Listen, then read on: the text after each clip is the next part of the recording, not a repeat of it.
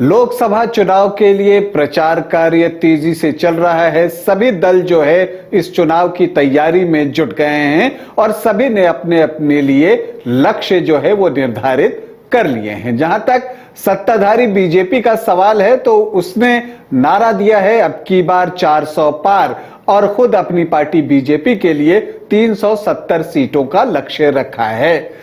लेकिन ये 370 सीटें उसे मिले इसके लिए ये जरूरी है कि दक्षिण के राज्यों में उसका प्रदर्शन बेहतर हो। इसलिए आज हम दक्षिण के एक राज्य केरल पर चर्चा करेंगे और यहां पर हम उम्मीद तलाशेंगे कि क्या कांग्रेस और लेफ्ट ही रहेगा भारी या बीजेपी इस बार केरल में करने जा रहा है सेंधमारी। इसी पर हमारी चर्चा होगी। नमस्कार, आप देख रहे हैं न्यूज बाइस्कोप और मैं हूं राकेश रंजन। केरल में दूसरे फेज में जब मतदान होगा 26 को तो सारी 20 सीटों के लिए केरल में जो है वो मतदान वोटिंग जो है वो की जाएगी और इसके लिए सभी पार्टियों ने कमर कस लिया है। नॉमिनेशन किए गए। राहुल गांधी ने भी नॉमिनेशन कर दिया है। केरल से ही वायनाड की सीट है, उनकी सिटिंग सीट है और वहां से वो चुनाव लड़ रहे हैं।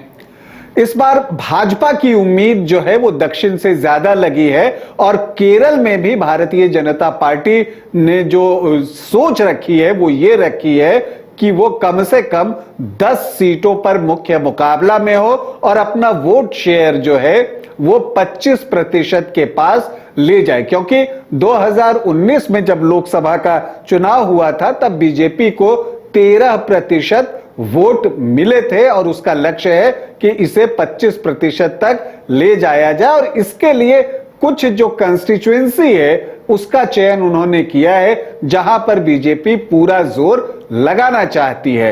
लेकिन देखना है कि जिन क्षेत्रों में वो जोर लगाना चाहती है वहां पर वो अपने मंसूबों में सफल हो पाती है या नहीं, क्योंकि जो केरल का डेमोग्राफी है और जो जिस तरह से वहां जनसंख्या है, अगर उसमें वोटर्स को आप देखें तो लगता है और अब तक जो होता आया है वो कांग्रेस का जो एक गठबंधन है यूडीएफ और लेफ्ट का जो एक गठबंधन है एलडीएफ, उन्हीं के बीच जो है मुकाबला होता आया है।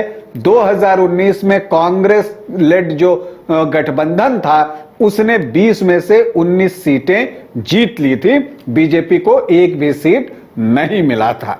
तो ऐसे में क्या बीजेपी बेटर कर पाएगी या कांग्रेस अपने प्रदर्शन को रिपीट करेगी? देखिए, बीजेपी ने यहां बेटर करने के लिए जो कुछ काम किए हैं उसमें देखिए जो उनकी जो विचारधारा है उसका प्रचार प्रसार तो किया ही है। इसके अलावा जो है कुछ बड़े राजनेताओं को अपनी पार्टी के साथ जोड़ा है। इसके अलावा कई प्रमुख नौकरशाहों को अपने साथ जोड़ा है, अभिनेताओं को अपने साथ जोड़ा है और उसकी कोशिश है कि फेस और जो पार्टी की विचारधारा है उन दोनों का एक कॉम्बिनेशन बनाया जाए और उसके सहारे जो है पार्टी केरल में बेहतर प्रदर्शन करे। दूसरी तरफ कांग्रेस है जिसने कि 2019 में जो है जैसा मैंने बताया कि कांग्रेस लेड अलायंस ने जो है 19 सीटें जीती थी।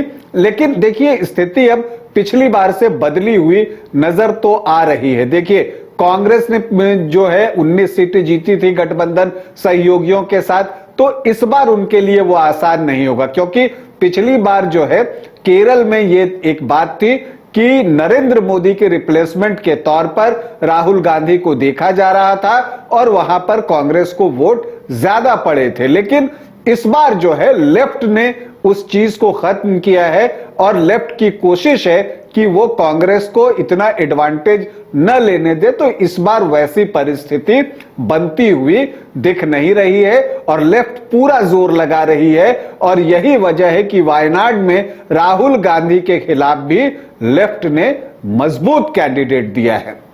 देखिए जहां बीजेपी की नजर है उसमें जो सबसे महत्वपूर्ण सीट है वो है तिरुवनंतपुरम का। वहां पर शशि थरूर जो है कांग्रेस के टिकट पर चुनाव लड़ रहे हैं और बीजेपी ने उनके सामने जो है वो केंद्रीय मंत्री राजीव चंद्रशेखर को जो है वो उतारा है। ये वो सीट है जिस पर भाजपा ने 2014 में बेहतर प्रदर्शन किया था और एक करीबी मुकाबले में उस वक्त शशि थरूर जीते थे। दिलचस्प यह है कि तिरुवनंतपुरम में लेफ्ट ने भी मजबूत कैंडिडेट दे दिया है, वेटरन रविंद्रन को वहां से उतारा है। और इससे क्या हो रहा है कि वो जो एक त्रिकोणीय मुकाबला बन रहा है और शशि थरूर के लिए खतरा यह बन रहा है कि इस त्रिकोणीय मुकाबले में अगर वोटों का बंटवारा होता है तो उन्हें नुकसान हो सकता है। बीजेपी की जो केरल में कोशिश है वो यही है कि उसका जो हिंदू वोट है उसे अपने साथ बनाए रखे और क्रिश्चियंस वोटों में वो सेंधमारी करना चाहती है बीजेपी, लेकिन अब कितना सफल हो पाती है ये तो वक्त बताएगा। तो तिरुवनंतपुरम के बाद जो एक और सीट है वो त्रिशूर की सीट है, वहां पर बीजेपी ने बहुत सारी उम्मीदें पाल रखी है। बीजेपी ने एक्टर पॉलिटिशियन सुरेश गोपी को जो है वहां पर मैदान में उतारा है, जो कि मुरलीधरन कांग्रेस के हैं, उनके खिलाफ जो है वो चुनाव लड़ेंगे।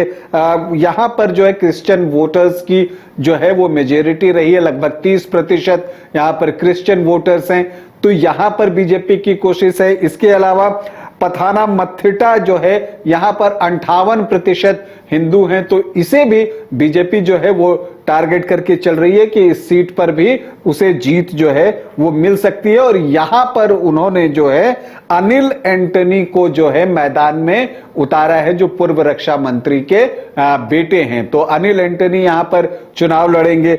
इसके अलावा आंटीगल जो है एक सीट है, वहां पर भी भाजपा की कोशिश है कि उनके पक्ष में रिजल्ट आए। इसके अलावा पल्लक्कड है, वहां पर भी जो है बीजेपी की कोशिश है, लेकिन अपनी कोशिशों में बीजेपी कितना कामयाब हो पाता है ये तो वक्त बताएगा। लेकिन देखिए ये वहां पर ये आप मान कर चलिए, दिखता तो है बीजेपी का लक्ष्य भी है कि वो 10 सीटों तक जो है अपनी फाइट को कम से कम लेकर जाए, 25% जो है वो मत प्रतिशत उसका हो, ये सारी चीजें उसने सोच तो रखी है।